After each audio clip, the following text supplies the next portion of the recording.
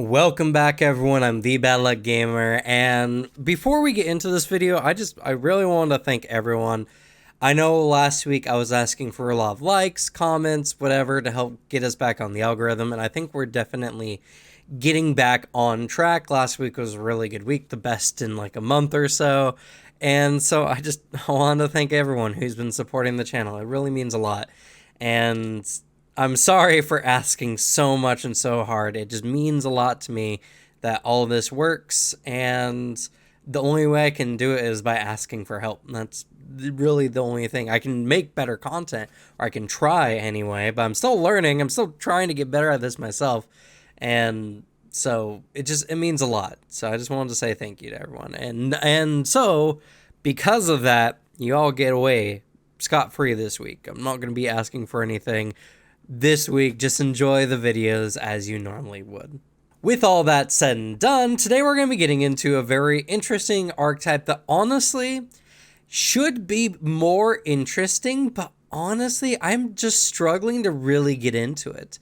Today we're talking about the Dragon Disciple, which is in Pathfinder 1st edition, it was oh goodness, I can't even remember what they're called, prestige class that you could take. And the whole point of the Dragon Disciple is that it allowed you to add a little bit of draconic sorcery into your build. And that's kind of the biggest thing. It was a little bit better, I think, in first edition than it is in second edition. Second edition, it's still pretty interesting, but I feel like there's some parts of it that just don't fit, because what the prestige class initially was about was a lot bigger and weightier than what archetypes are in second edition. Regardless, I do think it's interesting, and there might be some fun builds in here for this, but let's go ahead and look at the archetype, and I'll let you all decide for yourselves.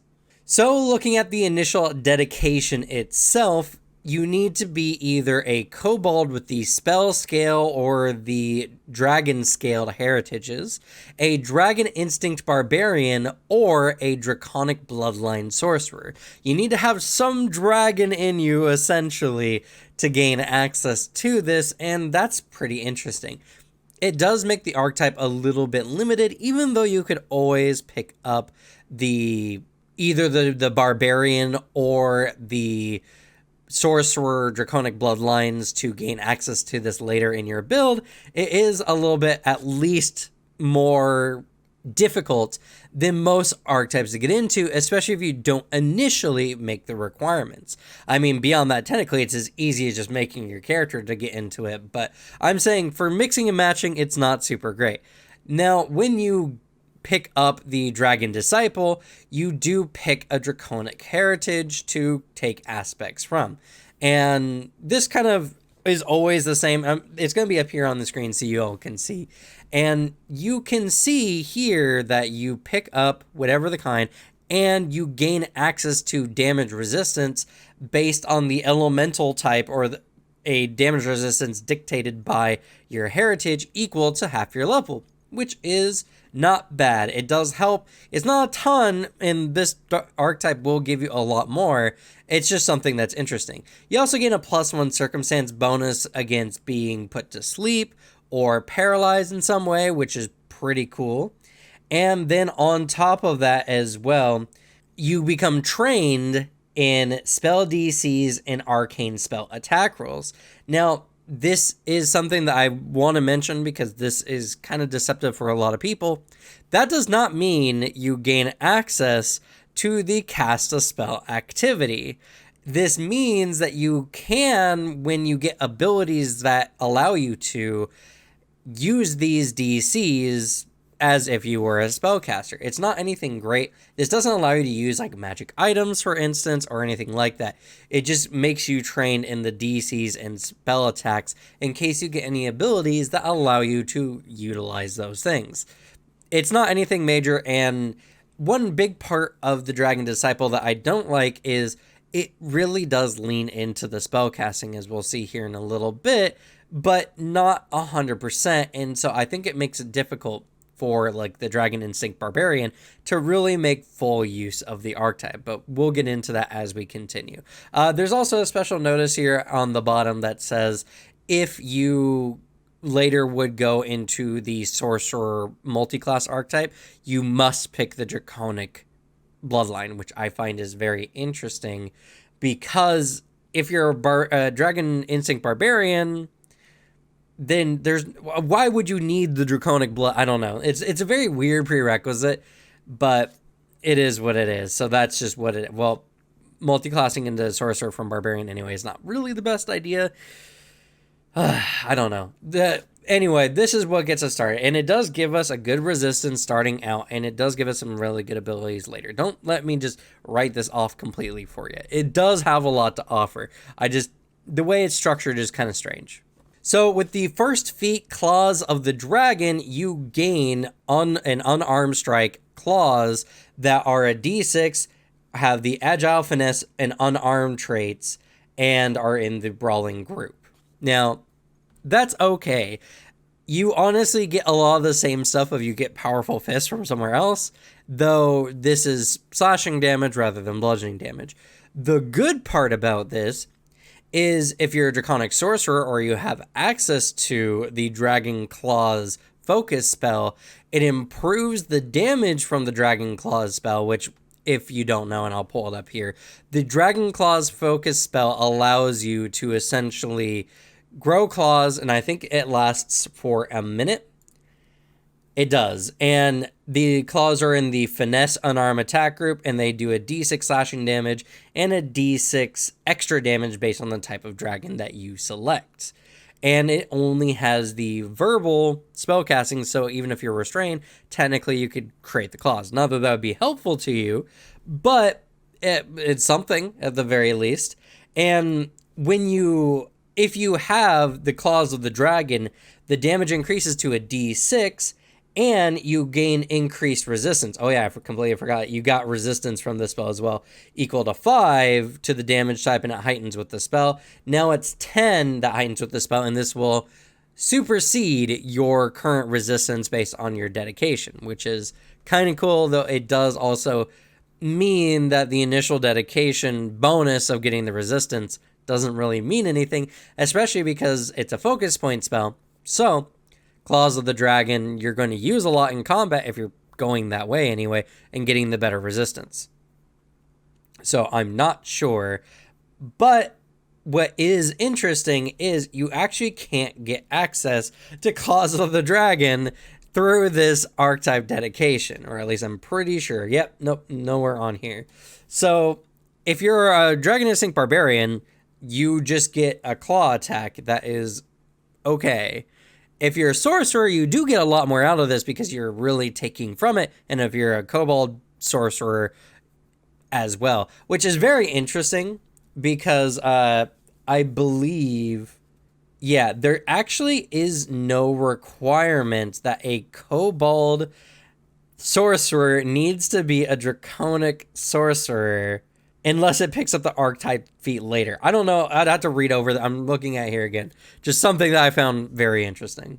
Dragon Scent is actually not that bad. There's not a lot of classes, only Barbarian really, that gets access to Imprecise Scent, and Dragon Scent gives you a 30-foot Imprecise Scent with some stipulations based on how the wind flows and everything like that. Not bad, honestly. If you're a kobold, this is really good. It's a good way to pick up Imprecise Scent in a way that you normally wouldn't. And same thing for Sorcerer. Barbarian can get access to it, though I think they need to take 2 feats to pick up Imprecise Scent together, if I'm not mistaken. So this is, I guess, a little bit more efficient, but I don't know. Just something interesting. I do like Imprecise Scent. It's really, really good. Dragon Arcana is another interesting one, because the thing about it is it only really benefits the kobold heritages. And what I mean by that is, so when you pick up Dragon Arcana, you gain access to a bunch of spells that dragons would have access to, which are mostly in the arcane spell list. Now, in order to pick this feat up, you do need the ability to cast spells from spell slots. As I mentioned before, just because this archetype dedication gives you training in the attack rolls and DCs, doesn't give you access to casting spells innately. So what this really does is You add the Draconic Bloodlines granted spells to your spell list. You must learn them or add them to your repertoire as normal. And it does specify repertoire, though you don't learn it to your repertoire normally, so I don't know. That's weird wording. But anyway, you get access to Shield, True Strike, Resist Energy, Haste, Spell Immunity, Chromatic Wall, Dragon Form, Mask of Terror, Prismatic Wall, and Overwhelming Presence. Now, again, why this is really weird is because if you're a Draconic Bloodline Sorcerer, you would have access to all these spells already, because it says these are the Draconic Bloodlines granted spells. So a Draconic Sorcerer does not gain any benefit from this feat. You wouldn't even take it, because they're already the granted spells from the Draconic Bloodline. And if you're a Barbarian, you're not casting spells anyway. So this is only good for kobolds with the spell scaled or dragon scaled heritage, which is okay, but also very strange, because again, a lot of these feats really just don't apply to all the intended character types. It's good. It's good. If you want to play a kobold that has access to a lot more spells, a kobold summoner that was like a primal summoner could take a lot of benefit from this, or a kobold bard could also take a lot from this, though I do think a lot of these are occult as well. Still, it's really good for kobolds, just not really for anyone else. Scales of the Dragon is pretty good and is really good for barbarians who don't plan on wearing armor, because essentially what it does is you get a +2 item bonus to your AC with a dex cap of +3 as long as you're unarmored, which I think is like the same as wearing chainmail, if I'm not mistaken. It's some kind of like late light armor, early medium armor kind of placing as far as like the AC scaling is concerned. And it also benefits from any potency runes that you put onto your explorer's clothing, or if you have mage armor or bracers of armor, which is really good. The mage armor part especially is really good. A sorcerer could also pick this up as well, because I believe sorcerers are only trained in unarmored, so this is a straight AC bonus. Granted, their AC wouldn't be that great anyway. Still, it's not that bad. And you gain a resistance, or your resistance from your Dragon Disciple dedication increases to half your level +3. So you get 3 more resistance to the elemental type that you're resistant to. Now, if you're a sorcerer, that doesn't mean anything, because you're still using Claws of Dragon, getting a better resistance anyway. But if you're a barbarian, this is a really good bonus to get. Though, you know what, now I think about it, Draconic barbarians also just will get resistance. I don't know if it's the same amount of resistance, but that does kind of counteract it. This is just good for kobold, I guess, again, because yeah, I don't know. Very strange, but I do like this feat particularly because it does give you some good AC. And I got on my PC over here, or my monitor over here, so I apologize if I'm looking over here. I'm trying to like keep all the stats right. Whatever. This video's not going well. Oh, I hope you all enjoy. Breath of the Dragon is one of the first feats I think are overall really good. And one of the benefits to this as well is I don't think the Sorcerer Bloodline starts off with Breath of the Dragon. So if you're using the free archetype bonus, which I would recommend every table does, this is a good way to pick up essentially what would be one of your feats through your bonus archetype feats. And for Barbarian and for Kobold, this is good as well, a little bit for Barbarian. So you gain access to the Dragon Breath spell from the focus pool of the Draconic Bloodline sorcerers. Now, it's a good spell. It does a good amount of damage. I think it's 5d6 damage, heightens up as you level, based on a basic fortitude or reflex saving throw based on the type of breath from your Draconic Heritage, whatever that may be. It does have somatic and verbal components, which means that if you're a barbarian, you can't use this while raging unless you have Moment of Clarity. It also provokes attack of opportunity. While that's not a very common issue, as a barbarian, you're always up in the front line of combat. So if any enemy ever has attack of opportunity, this will provoke it. So for barbarian, this can be good if you're not raging for some reason. I don't know why you wouldn't, but if you're not raging for some reason, this is available to you. And if you have Moment of Clarity, you get a good line Arcana tech. And the range is pretty good too. It's a 30-foot cone or a 60-foot line or a 10-foot burst, which I actually really like the 10-foot burst within 30 feet. I think that's really cool. You also gain access to a focus point and the ability to use focus spells essentially due to that focus point if you don't have one already. And if you do have one, you gain an additional focus point. Great for the sorcerer. Some of these feats are going to be from the, the Megambia, I'll just look it up right now. The Strength of Thousands series. I'll try my best not to give any major spoilers, but no guarantees, especially with how some of these are worded. Anyway, Cloudwalk, if you have the Sky Dragon or the Cloud Dragon Heritage, you can get Airwalk, which allows you to walk on air, which is normally a really good spell. Unfortunately, this one only works on fog or on clouds, not on air normally, which does mean that this has a lot more limited use than normal, but you do gain access to his spell, and you can use it once per hour, which is pretty good, honestly. Once per hour is really solid. I just don't know how many instances that you're going to run into fog and clouds in your game. It doesn't happen a lot in my games, but there are some spells that create fogs, I believe. So you might have a good workaround. Either way, this is a pretty good one. Wings of the Dragon is another really good one. Gives you access to the Dragon Wings Bloodline Sorcerer focus spell and an extra focus point. Not going to go too much into it. It's not a very important one as far as the whole build is concerned, though it's something that is good and it allows you to fly at a pretty early level 12. Never mind, not as early as I'd like, but it's a good focus spell nonetheless. It gives you some great flight and maneuverability.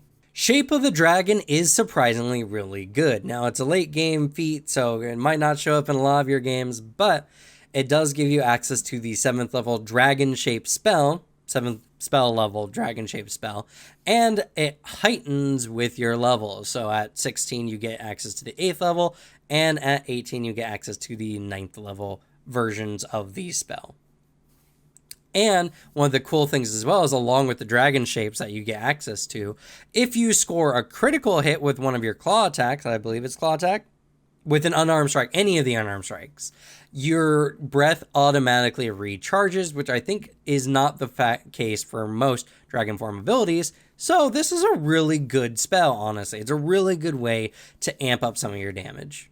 All right, so this is a big spoilery one for the Strength of Thousands. So if you're not finished with that AP or you intend to play the AP, you might want to skip this one. It does mention something specifically from the path that you might not be aware of. Just my fair warning.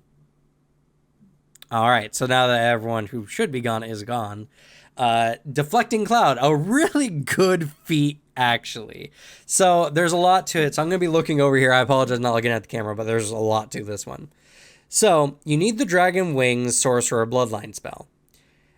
It is a reaction based on the trigger of being the target of a ranged attack. So it's not that you've been hit by a ranged strike. You need to be the target. So that means before the enemy would roll. And you must be aware of the attack and have your Dragon Wings active.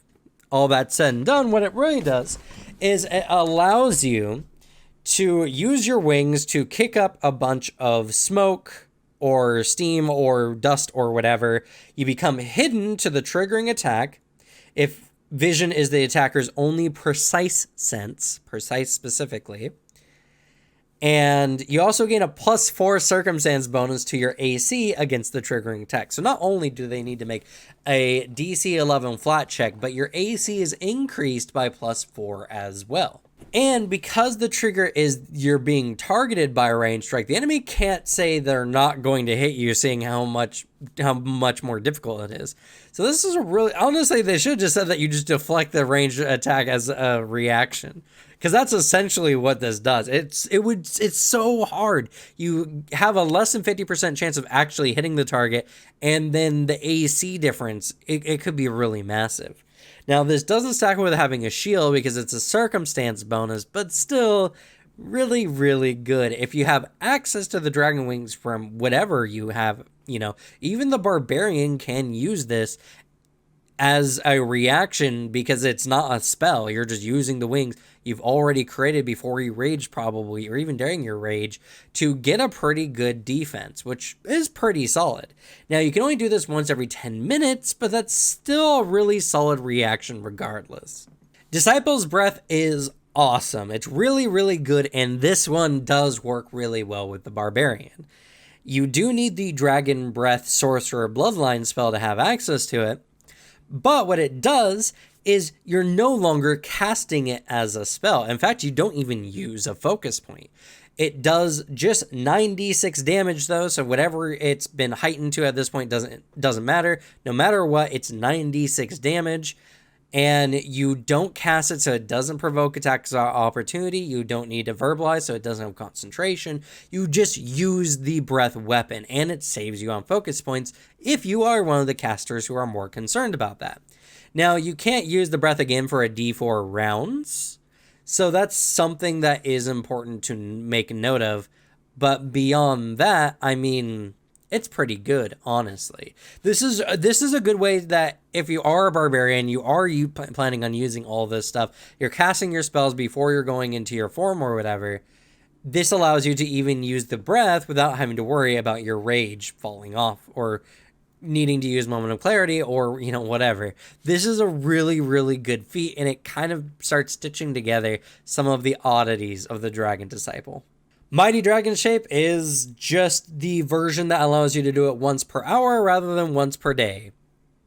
Pretty good, honestly. More dragon. It's really good. It's a level 18 feat though, so not likely to even get this one, but if you do get that far in your game, you're going to be a dragon a lot of the time, which is kind of cool.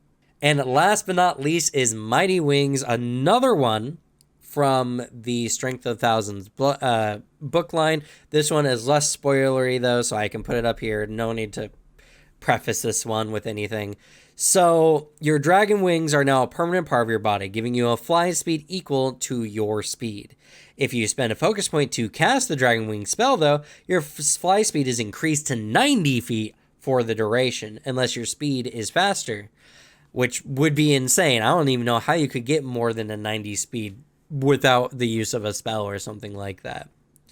You also gain the effects of the Dragon Claws spell for the duration. So this is the full transformation. You go full claw, go full dragon wing mode. Even if you're the barbarian, this is even better, because then you just cast all the spells with one or I think two actions, and you're good to go for the rest. You get the Disciple's Breath for your breath weapon, and you're solid, and this is just everything baked in one. Again, another level 18 feat, so not likely to be used in your games, but, whatever. It's really good. It's a good feat. Worthy even level 18 feat, I should mention as well, as this saves you a bunch of action economy, a lot of rounds, and makes you fly insanely fast, so I don't know. But that's the Dragon Disciple. Maybe I'm getting it twisted. Maybe I'm not looking at it as it should be looked at. It's just an archetype that I struggle to see how it, at later levels, it all comes together and fits a lot nicer together. But that's end game levels. And this archetype you can pick up, let me double check real quick. I'm pretty sure as early as level 2. It is. So that's a long time for things to actually start working for a build this get together. I don't know. Dragon Disciples left me very mixed, honestly. It's got a lot of interesting things. It does improve. If you're a Draconic Blood Sorcerer, there's no reason why you shouldn't go into Dragon Disciple, because it enhances some of the spells you get access to. But, nothing else. If you're a kobold, you should also probably invest in this, because you can get more spells to your spell list, for instance. You can gain access to a lot of focus spells from the Sorcerer Bloodline. I mean, there's a lot that this can be offered. The barbarians kind of get dicked over a bit in this one. Not gonna lie. Some of the benefits are really just not that great, and doesn't really work with a barbarian, but a barbarian can benefit from this. Don't let me dissuade you. A barbarian can make this one work.